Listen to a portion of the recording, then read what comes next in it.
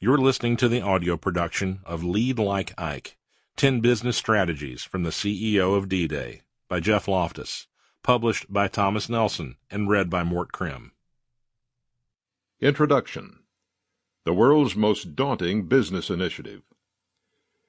In the early hours of the morning of June 5, 1944, more than 150,000 men in more than 5,000 ships and 11,000 airplanes waited. Around the world, the President of the United States, Franklin D. Roosevelt, the Prime Minister of the United Kingdom, Winston Churchill, and the absolute leader of the Soviet Union, Joseph Stalin, also waited. In Berlin, Adolf Hitler watched and wondered, and along the northern shores of France, the German army was ready with miles of barbed wire, machine gun nests, and artillery emplacements.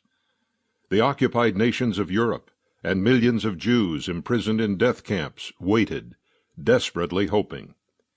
The fate of the world hinged on the decision of one man, living in a small trailer, drinking too much coffee, smoking too many cigarettes, sleeping too little. He had already decided to postpone the project, called Operation Overlord, from May to June. Only 24 hours earlier, he had decided to postpone again for a day, and he had already decided that it was necessary to send some of his very best young men into what one of his commanders described as futile slaughter.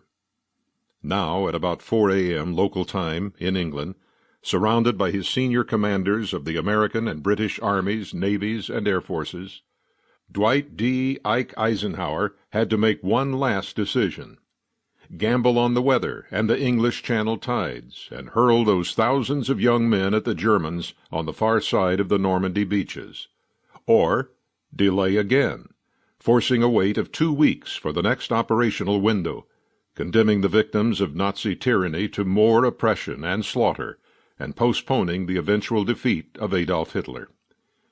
Eisenhower expressed his decision quietly and clearly. "Okay, let's go." With those 3 words, Eisenhower set into motion what author Cornelius Ryan called the longest day. Ike's staff moved into action immediately, and Eisenhower visited some of the troops who would be leaving for France within a matter of hours. He met with the press and casually announced that the invasion was on, confident the press was on his side and would not leak the news until given the okay.